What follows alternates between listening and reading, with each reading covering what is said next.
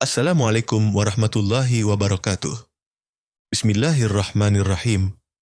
Mari kita bersolawat bersama. Semoga syafaat Nabi Muhammad SAW senantiasa menyertai kita semua. Allahumma sholli ala Sayyidina Muhammad wa ala ali Sayyidina Muhammad. Saudaraku yang dirahmati Allah, pernahkah Anda merasa begitu marah hingga lidah terasa tak terkendali? Kata-kata kasar meluncur begitu saja, nada tinggi, kalimat tajam, bahkan tanpa sadar bisa menyebut hal-hal yang tak pantas. Mungkin menghina agama, menyebut nama Allah dalam emosi, atau melontarkan makian yang sangat dalam. Saat itu, rasanya amarah sedang meledak, namun setelahnya ada penyesalan yang mendalam.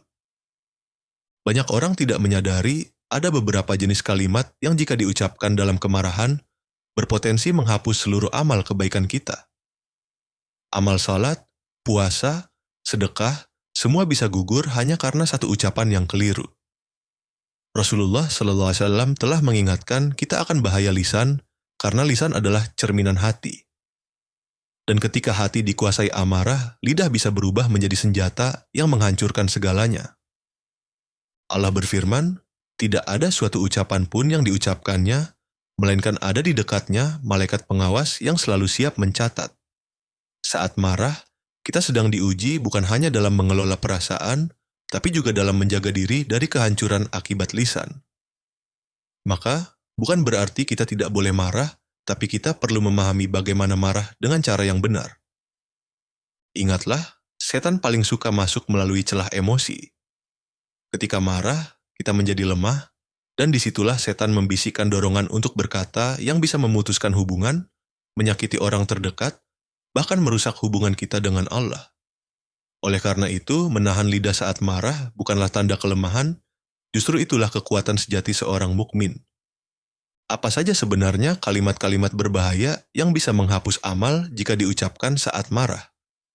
Dan bagaimana cara menghindarinya agar tidak menyesal setelah semuanya terjadi? Mari kita bahas tuntas di video ini. Karena bisa jadi, ini adalah ilmu yang akan menyelamatkan Anda dari kerugian besar yang tidak disadari. Yang subscribe channel Tafsir Hidayah ini, saya doakan panjang umur, rezeki melimpah, dan hidup bahagia dunia akhirat. Amin. Marah itu wajar, tapi berbahaya jika tidak terkendali. Marah adalah bagian dari sifat manusiawi, namun bahayanya muncul ketika tidak dapat dikendalikan. Rasulullah SAW tidak pernah melarang kita untuk merasakan marah karena itu adalah fitrah. Akan tetapi, yang beliau tekankan adalah pentingnya menguasai amarah tersebut. Dalam hadis riwayat Bukhari, Rasulullah SAW berulang kali bersabda, "Jangan marah." Ini bukan karena marah itu haram, melainkan karena amarah adalah gerbang menuju banyak dosa jika tidak dijaga. Marah itu seperti api. Ia bisa bermanfaat jika diarahkan dengan benar, seperti nyala kompor yang menghangatkan. Namun, ketika kita menuangkan bensin berupa kata-kata kasar, hinaan, dan emosi tak terkontrol, maka api itu berubah menjadi kebakaran besar. Ia membakar hati kita, menyakiti orang-orang terdekat, dan bahkan dapat menghanguskan seluruh amal baik yang telah kita kumpulkan selama ini. Dalam Al-Quran, Allah memuji orang-orang yang mampu menahan amarah dan memaafkan kesalahan orang lain.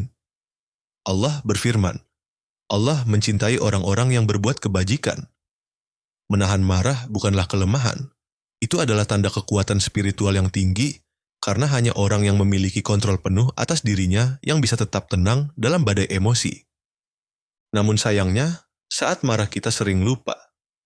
Lupa bahwa malaikat sedang mencatat setiap perkataan. Lupa bahwa satu kalimat saja bisa menjadi penghapus amal. Bahkan ada yang marah sampai berkata buruk kepada Allah, menghina agama, atau mencaci takdir. Padahal, saat itu Allah sedang menguji kesabaran kita. Jangan biarkan 10 detik amarah menghancurkan 10 tahun ibadah. Mari mulai belajar mengendalikan marah, bukan hanya untuk orang lain, tapi demi menyelamatkan diri sendiri. Karena di balik emosi itu, setan mengintai, dan di balik kesabaran, Allah menjanjikan derajat yang tinggi. Jadi, siapa yang sesungguhnya kuat? Bukan yang bisa marah sepuasnya, tapi yang bisa diam, tersenyum, dan menang atas dirinya sendiri. Ucapan kufur atau menghina Allah. Tahukah Anda, dalam kondisi marah yang tak terkendali, manusia bisa tergelincir ke jurang yang sangat dalam, bahkan sampai mengucapkan kalimat kufur. Misalnya berkata, kalau begini terus, lebih baik aku keluar dari Islam saja atau Allah tidak adil. Kalimat-kalimat seperti ini bukan sekadar luapan emosi. Ini bisa menjadi pernyataan yang membatalkan keimanan. Dalam Al-Quran, Allah memperingatkan secara tegas, mereka telah kafir setelah sebelumnya beriman. Ayat ini turun sebagai teguran bagi orang yang meremehkan ucapan mereka, yang mengira kata-kata bisa dimaafkan hanya karena sedang bercanda atau emosi. Padahal, dalam pandangan Allah, setiap kalimat punya bobot dan konsekuensi. Ketika emosi menguasai, setan membisikkan kalimat yang paling menyakitkan, bukan hanya untuk orang lain, tapi juga terhadap Allah dan takdirnya.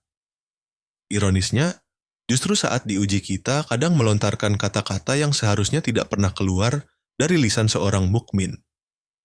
Kalimat yang jika tidak disadari dan disesali, bisa membatalkan seluruh amal baik bertahun-tahun.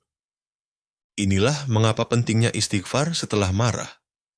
Jangan biarkan satu kalimat menghapus semua yang sudah Anda perjuangkan. Jika Anda pernah mengucapkan hal seperti itu, segera bertobat, tangisi, dan sesalilah kepada Allah. Pintunya tidak pernah tertutup bagi hamba yang menyesal.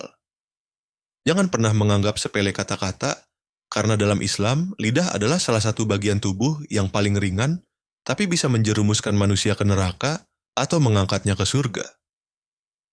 Maka jagalah ia, terutama saat sedang marah, karena lisanmu bisa jadi saksi penyelamat atau penghancur di hadapan Allah. Ucapan mengutuk atau mendoakan keburukan. Pernahkah Anda marah sampai berkata, semoga kamu celaka, atau biar kamu enggak selamat? Kata-kata seperti ini memang sering muncul tanpa sadar di puncak emosi. Tapi jangan salah, dalam pandangan Islam, mendoakan keburukan, meski pada orang yang menyakiti kita, bisa menjadi dosa yang menghapus berkah amal kita. Bayangkan Anda salat bertahun-tahun, bersedekah, berpuasa, bahkan tahajud. Tapi karena satu doa buruk kepada orang lain yang Anda ucapkan dengan penuh amarah, keberkahan itu perlahan dicabut. Bukan karena amalanmu sedikit, tapi karena lisanmu tidak dijaga. Nabi Muhammad SAW bersabda, seorang mukmin bukanlah orang yang suka melaknat, mencela, berkata kotor, dan berkata keji. Kalimat ini mengajarkan bahwa keimanan itu bukan hanya di hati, tapi tercermin dari lisan. Seorang mukmin sejati akan menahan lisannya meski sedang disakiti, karena dia tahu Allah sedang mengujinya, bukan menyuruhnya membalas dengan keburukan. Marah boleh, itu manusiawi. Tapi jangan mendoakan keburukan, karena boleh jadi orang yang Anda kutuk justru lebih dekat dengan ampunan Allah daripada dirimu. Dan doa buruk itu bisa kembali kepada dirimu sendiri, membawa kerugian yang besar bukan hanya di dunia, tapi juga di akhirat. Maka jika sedang marah, tarik napas panjang, diamlah sejenak. Lebih baik menangis dalam diam daripada bicara dalam amarah, karena lidahmu bisa jadi saksi berat di hari hisab. Jagalah ia agar Allah juga menjaga kehormatan dan kebaikanmu. Mencaci orang tua atau keluarga. Apa Anda pernah, saking emosinya, mengatakan hal yang menyakitkan pada orang tuamu? Seperti, seharusnya saya enggak punya orang tua kayak Anda. Atau menyakiti pasangan dengan kalimat, Anda itu istri suami paling gagal dalam hidupku. Mungkin hanya beberapa detik terucap, tapi efeknya bisa bertahun-tahun menancap di hati orang yang mendengarnya. Kalimat-kalimat seperti ini bukan hanya melukai, tapi bisa menjadi sebab terhapusnya pahala dan keberkahan hidup. Mengapa? Karena Anda menyakiti orang yang Allah muliakan, orang tua, pasangan, keluarga dekat. Dalam Islam, mereka bukan sekadar manusia biasa. Mereka adalah amanah besar yang harus dijaga dengan adab dan kasih sayang. Rasulullah SAW bersabda, celakalah orang yang mencaci kedua orang tuanya. Bahkan, jika orang tua berbuat salah, Islam tetap mengajarkan kita untuk berbicara dengan lembut, tidak membentak, tidak mencela. Karena keberkahan hidup sangat tergantung dari bagaimana kita memperlakukan mereka. Apalagi dalam keadaan marah. Marah bisa membuat akal gelap. Tapi jangan biarkan itu jadi alasan untuk menyakiti orang yang paling dekat. Karena luka hati yang ditorehkan kepada orang tua atau pasangan bisa lebih dalam dari luka fisik. Dan Allah sangat memperhatikan doa orang yang dizalimi, apalagi jika ia adalah keluargamu sendiri. Maka saat amarah membuncah, ingat satu hal. Tidak semua rasa sakit harus dibalas dengan serangan. Terkadang diam dan menahan diri justru bentuk tertinggi dari kedewasaan dan iman. Karena yang kuat bukan yang menang debat, tapi yang bisa menjaga lisannya dari menyakiti orang yang ia cintai. Ucapan sombong atau meremehkan takdir Allah. Hati-hati saat kita mengeluh seperti itu, tanpa sadar kita sedang meremehkan takdir yang Allah susun dengan penuh hikmah. Kita sedang menilai Allah seolah-olah Dia tidak adil hanya karena doa kita belum terkabul atau rezeki belum lancar. Padahal, siapa kita sampai berani menuntut Sang Pencipta? Nabi SAW bersabda, Allah berfirman, "Aku sesuai dengan prasangka hambaku kepadaku." Artinya, kalau kita terus berprasangka buruk, hidup kita akan terasa sempit dan penuh kekecewaan. Tapi, kalau kita belajar berbaik sangka, meski tak mudah, yuk jaga lisan. Sampaikan pesan ini pada teman atau keluarga. Barangkali lewat pengingat kecil darimu, seseorang terhindar dari dosa besar dan Anda pun mendapat pahala jariah karenanya. Semoga Allah selalu menjaga hati dan lisan kita dari ucapan yang menyesatkan dan menghancurkan. Amin. Wassalamualaikum warahmatullahi wabarakatuh.